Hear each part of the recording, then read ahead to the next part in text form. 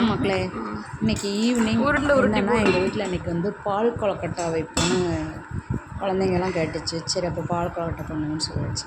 பால் கொழுக்கட்டை என்ன பச்சரிசி மாவு எடுத்து நல்லா லைட்டாக ஒரு துளி உப்பு மட்டும் போட்டு நல்லா தண்ணி தெளித்து நல்லா பிசையணும். கையில் ஒட்டாத அளவுக்கு நல்லா பிசைஞ்சிட்டு லைட்டாக வேணால் ஒரு நெய் ஒரு சொட்டு ஊற்றி நல்லா பரட்டிக்கிட்டு லைட்டாக உருண்டை சின்ன உருண்டை மாதிரியும் போட்டுக்கலாம். ஒரு சின்ன குச்சி மாதிரியும் நம்ம உருட்டி தட்டில் போட்டுக்கலாம்.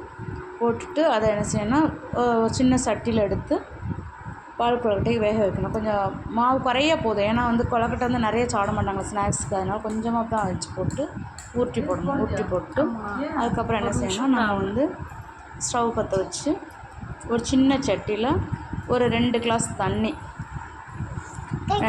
தண்ணி வந்து நம்ம வந்து போட்டு கொதிக்க விடணும். அந்த தண்ணியை வந்து கொதிக்க விடணும். தண்ணி வந்து நல்லா வந்து தரன்னு கொதித்த உடனே அந்த கொழுக்கட்டையை போடணுங்க. கொழுக்கட்டையை போட்ட உடனே அடுத்த சைடு என்ன செய்யணும்னா, நம்ம வந்து கொஞ்சம் மண்டை வெல்லம் இருக்குல்ல, அதை நல்லா தட்டி கொஞ்சோண்டு வச்சுட்டு அதில் வந்து 1 கிளாஸ் தண்ணி ஊற்றி அதை கொதிக்க விட்டுட்டு அதில் என்ன செய்யணும்னா ஏலஞ்சுக்கு போடணுங்க.